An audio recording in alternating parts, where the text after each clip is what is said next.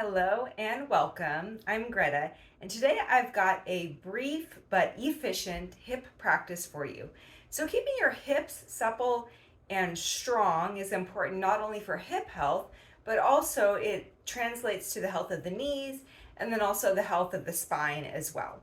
Also, if you like what I'm offering here today, there are more ways of engaging with me in yoga and Ayurveda. So, I teach a weekly live online class and you can get the information about that at gretakentstall.com. Also, I have a Patreon. I will link that out in the notes. And without further ado, let's go ahead and get started. So this is a simple practice today. All you really need is a mat or just a nice clean flat surface to practice on and a belt. And you may want to have a yoga blanket handy as well, or just a thin blanket handy as well. I'll show you how to use that. Some of you may want that. So actually I'm just going to grab mine and then we'll get started. So we're going to start off with a series of poses called the Supta Padangustasana poses, which means reclined big toe pose. And this is because eventually in this pose, you're going to hold your big toe or hold your outer foot. But of course we work progressively, we work gradually, you work respecting the limits of your body, so you work with what you have today.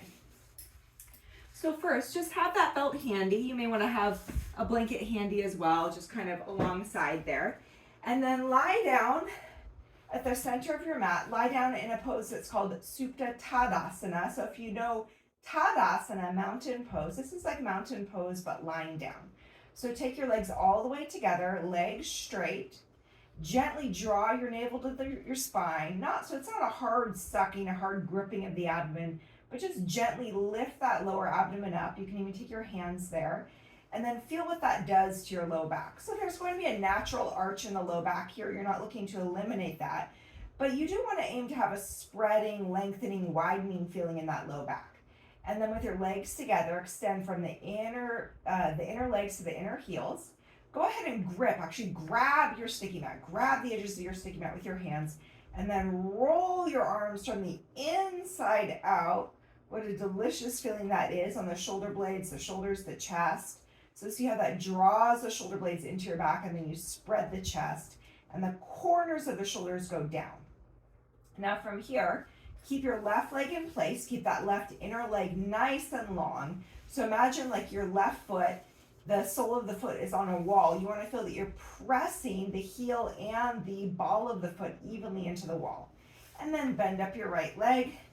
Take the belt where the heel meets the arch, so that kind of top of the heel, and then straighten your leg. So here you're going for straight arms and straight legs. And then just take a few breaths here. So oftentimes we think our legs are straight, but they're not really straight. So take a look at your right kneecap. So I'm bending my leg a little bit here on purpose. Take a look at that right kneecap and then envision that you have four corners of the knee. So the two top corners, two bottom corners of the knee. You can also think about that as like four chips of the knee. Draw all four corners in so that you really get that leg nice and straight and begin to create length and openness at the back of the leg. Now, for many of us also, you can see this example with me, because we have trouble really getting that leg truly straight, there's a gap between the back of the thigh and the floor. So sometimes it helps, when something is sort of floating in the air, we don't have feedback, we can't quite feel it. It can help to take a support so that we have something to press into. So if that's the case for you, you can take a folded blanket and put it behind that back thigh and then really press that hamstring, press that back thigh into the support. All right, couple more breath cycles here. So straight arms, straight legs, relaxed jaw, relaxed abdomen. Try not to hold tension in your toes. And then keep that left buttock down, left hip down. You can even put a hand on your left frontal thigh or put a hand alongside that left buttock to feel that it stays down. And slowly take your right leg to the right. So keep that left buttock down. Keep reaching out through that left inner leg, and then take that right leg to the right. It does not have to touch the floor. So for most of us, if we're really keeping this leg down, that right leg, it's not going to touch the floor. But think about extending from the inner pit of the leg, so that you can think like inner groin to inner heel. So that whole inner leg stays long. And then from the outer heel to the outer hip. So there's a mobility, but also a containment of the legs. And then exhale, inhale, bring that right leg up. Now take a moment, re-straighten the leg, cut that right outer hip down, right buttock down to the left heel. So you can even take a hand on the crease of that right thigh and just draw that leg down. And then hold the belt in the left hand, keep the leg straight, and then just slowly take that right leg over to the left, just a little bit. So we're getting length now. If you're doing this with me, you're probably feeling a stretch, a lengthening on that right outer leg. That area tends to be very tight for a lot of us. So, we want to have that combination and that synergy, that coming together of strength and mobility. Okay, and then bring that leg back to 90 degrees. Bend the leg, remove the belt, remove the blanket if you're using a blanket, and then you can shift that blanket over underneath the right leg, straighten out both legs, get both legs nice and straight and long, and then keep the right leg down, right heel down, bend the left leg, take the belt where the heel meets the arch, and extend that left leg up. So again, here we're going for straight arms, straight legs. Smooth, soft breaths in and out the nose. And as you exhale, make those legs a little straighter. So draw that left kneecap into the leg. You may also feel some sort of pleasant sensations around the sacral area, the low back area. This sequence is very helpful for back issues as well. It can be helpful in cases of sciatica where there's like a compression around the sciatic nerve. And then both inner legs long. So imagine your right foot, that right sole of the foot was at a wall. Can you extend the heel and the ball of the foot into the wall? And then press the right back thigh down into the floor or into the blanket. All right, keep that right buttock down. Hold the belt in the left hand only, straight arms, straight legs, and then slowly take that left leg to the left. So here you have to use the strength a little bit to stabilize yourself. Extend both legs, inner groin to inner heel, outer heel to outer hip.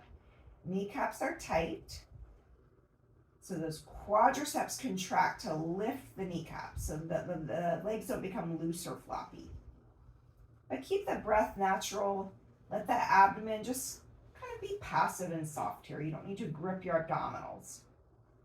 And then exhale, inhale, bring your left leg up. Take the belt in your right hand. Take a hand to that upper crease of the left thigh and cut that leg down. Tighten the knees and then draw that left leg over to the right just until you really feel that sensation in that left outer leg. And then exhale into that tightness. With the exhale, can you release some of that constriction there?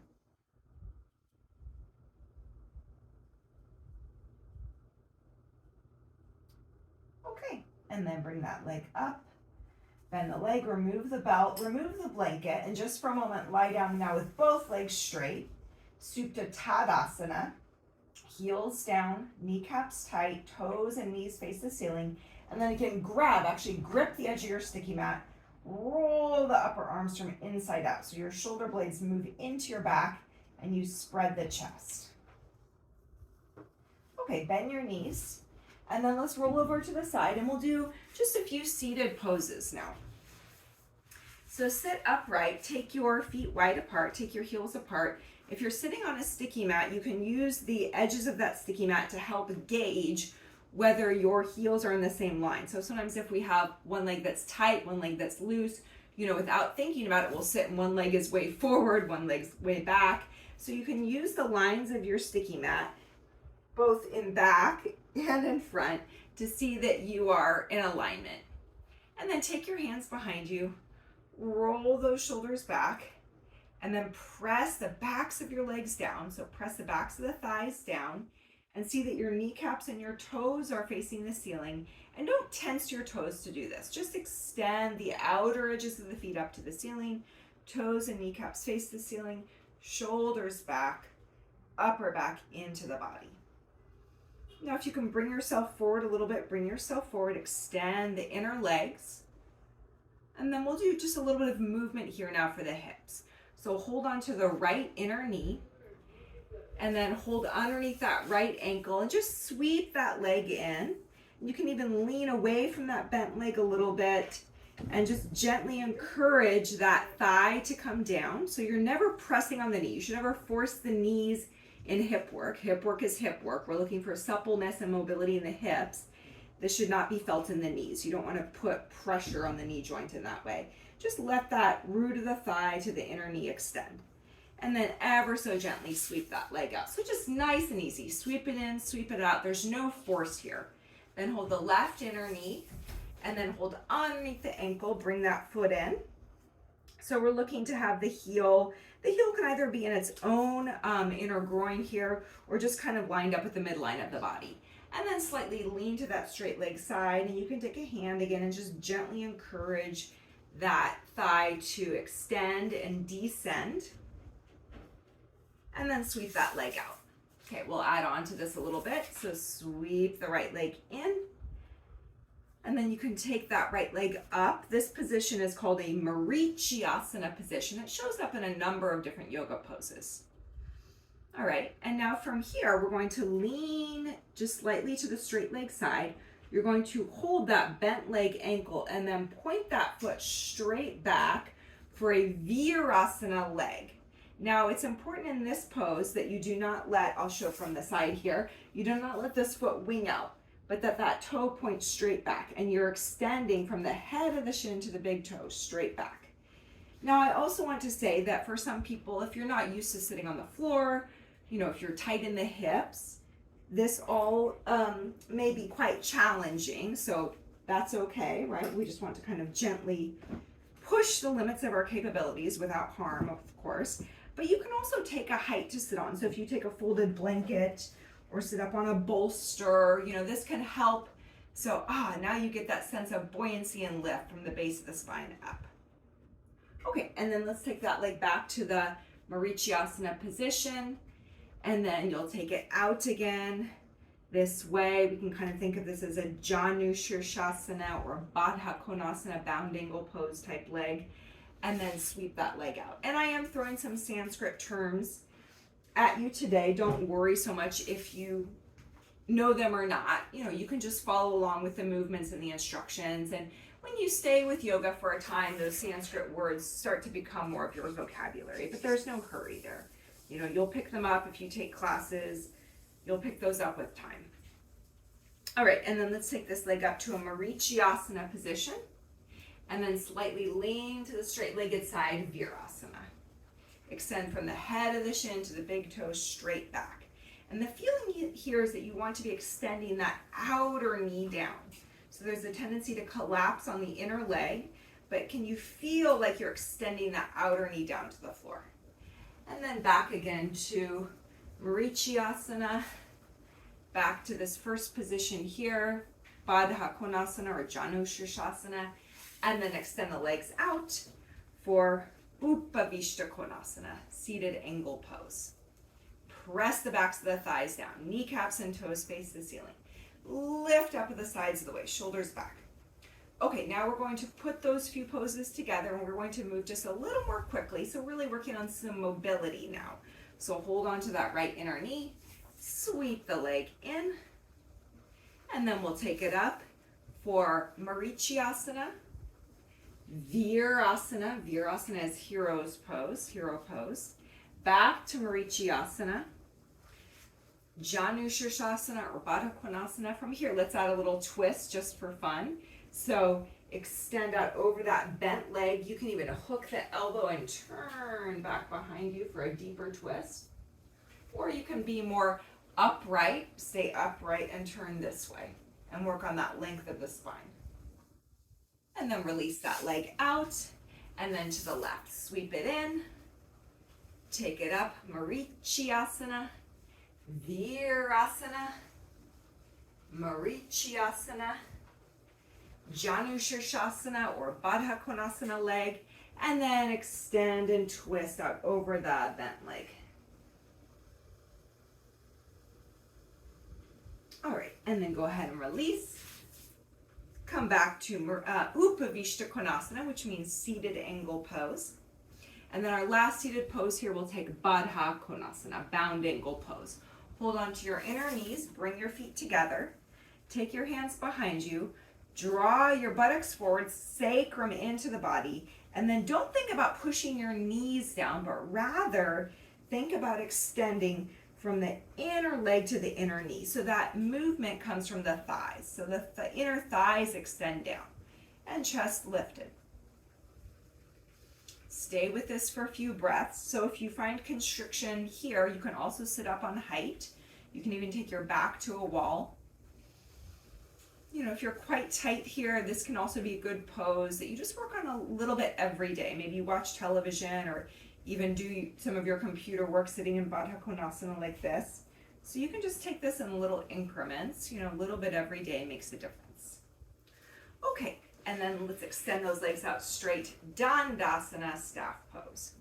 So draw the kneecaps into the legs, open out the backs of the legs, press the heels down, lift your chest.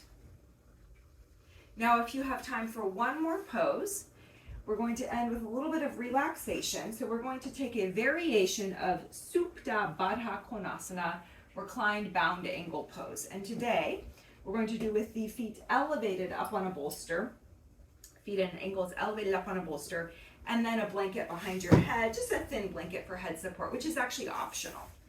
So you're going to lie down, buttocks on the floor, sacrum on the floor, soles of the feet together, knees apart. So I'll just show that from this angle. So it's this position with the legs. Bound angle, Baddha Konasana. Soles of the feet together, knees apart.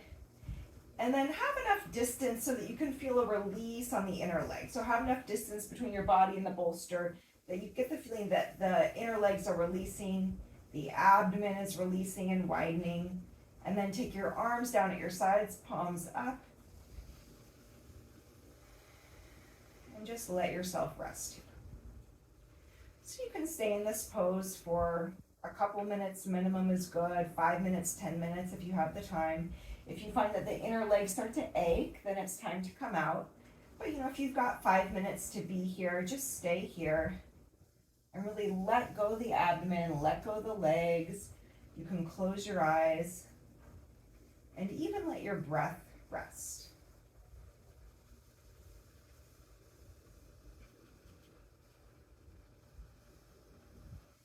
So I'm going to end the recording, but I do invite you to stay in this pose for, you know, as long as you're able, as long as your day and your body allows. And we will end the practice there today. So this is a practice that, you know, you could do daily, you could do a few times a week. It's really wonderful for maintaining and cultivating strength and suppleness in the hips. And also for more of my offerings, be sure to check out the link in the notes, GretaKentstall.com. That links out to my live interactive classes and also my Patreon. You can find me at Greta Kent Stall on Patreon. Thanks so much, everybody. Take good care of you. Remember to like and subscribe, and see you next time.